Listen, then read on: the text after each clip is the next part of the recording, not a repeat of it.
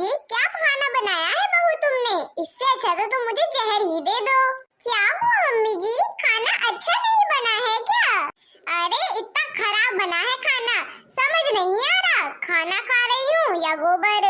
माफ कर दीजिए माँ जी, दोबारा बना देती हूँ मैं आपके लिए। तेरे माफी से क्या मेरा पेट भर जाएगा जो माफी मांग रही है? नहीं नहीं मम्मी जी, मैं अभी फटाफट जाकर बना के लेकर आती हूँ। अच्छा, तब तक मैं ऐसे ही भूखे बैठी रहूंगी क्या? अच्छा बेवकूफ बनाया तूने मेरे बेटे को। किस चुड़ैल को मैं ले आई अपने घर में। अब ये आंसू मत बहा और जाकर फटाफट किचन में अच्छा सा कुछ खाने के लिए बना कर लेके आ। हेलो माँ, मुझे नहीं रहना इस घर में। मैं परेशान हो चुकी हूँ अपनी सास से। जब देखो किसी न किसी बात को लेकर मुझ में कमियां निकालती ही रहती है और मेरे खाने के ऊपर तो कमियां निकालती ही रहती है। और मेरा बनाया हुआ खाना तो उन्हें बिल्कुल भी पसंद नहीं आता। कहती है कि गोबर लग रहा है। मैंने कहा था आपसे कि मुझे इतनी जल्दी शादी नहीं करनी है। मैं अपने पैरों पर खड़ी होना चाहती हूँ, लेकिन आप लोगों ने तो मेरी एक ना सुनी। अरे बेटा तू परेशान ना हो, शुरू में ससुराल में एडजस्ट होने में टाइम लगता है, धीरे धीरे सब ठीक हो जाएगा। नहीं माँ, इस घर में कुछ भी ठीक नहीं होने वाला। अच्छा ठीक है, मैं कल ही तेरे ससुराल आती हूँ और तेरी सास से बात करती हूँ। माँ अगर आप मेरे ससुराल आओगी तो मेरी सासू माँ तो और भड़क जाएगी। अब तो जानती हो ना कि वो पुराने ख्यालों वाली है, इसलिए तो मुझे नौकरी भी नहीं करने दे रही है। अरे बेटा मैं अकेले नहीं आऊंगी, तेरी बुआ जी को भी साथ में लेकर आऊंगी। तू तो जानती है ना बुआ को, तेरी सास तो अपने आप को शेर समझती होगी, लेकिन तेरी बुआ तो सवा शेर है। तेरी सास की अकल तो ठिकाने वही लगाएगी। अच्छा ठीक है माँ। मैं ससुराल नहीं जाऊंगी, डोली रख दो कहारो। हाँ मैं ससुराल नहीं जाऊंगी, डोली रख दो कहारो। हाल 2 साल नहीं जाऊंगी, डोली रख दो कहारो। क्या बात है बहू, आज सुबह से बहुत चहक रही हो। ऐसे गुनगुनाते हुए मैंने तो तुम्हें पहले कभी नहीं देखा। मम्मी जी आपके लिए सरप्राइज है। अच्छा ऐसा क्या सरप्राइज है जो मुझे बता नहीं सकती? मम्मी जी जब आप सामने से देखेंगी ना तब आपको बहुत अच्छा लगेगा, बस थोड़ी देर और। अच्छा ठीक है, तुम इतना कहती हो तो मैं जोर नहीं डालूंगी। नमस्ते समधन जी। अरे ये क्या, मैं कोई सपना देख रही हूँ क्या?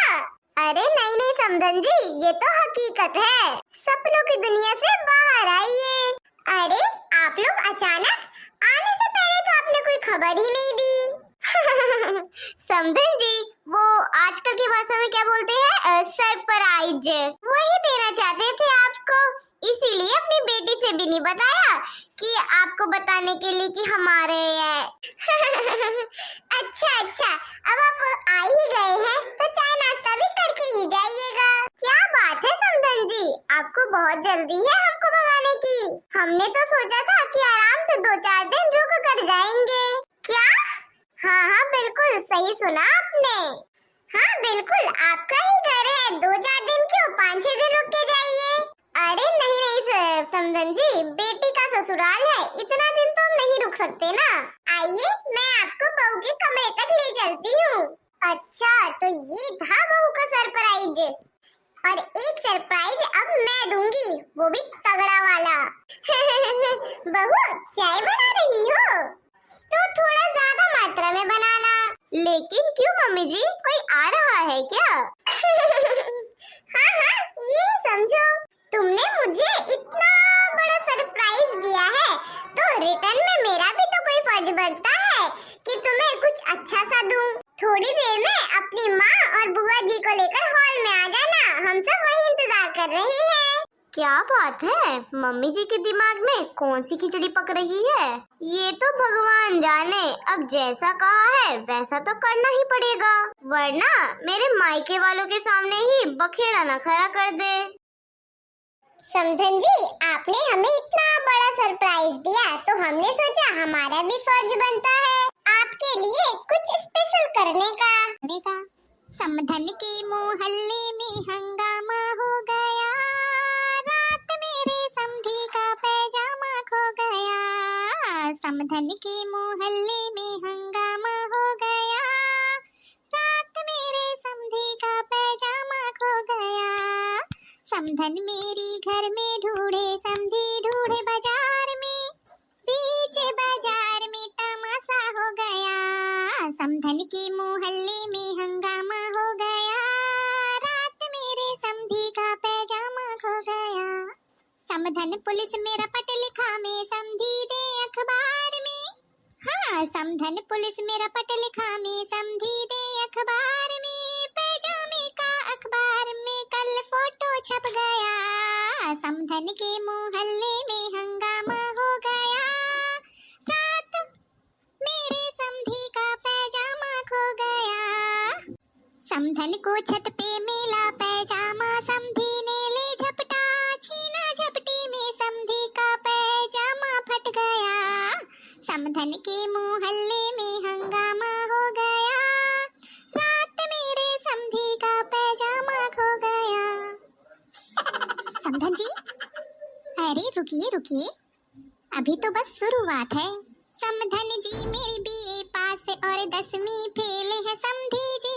समधन जी मेरी बीए पास और 10वीं फेल है समधी जी। समधन जी मेरी तेज कटारी सीधे साधे समधी जी। समधन जी मेरी बीए पास और 10वीं फेल है समधी जी।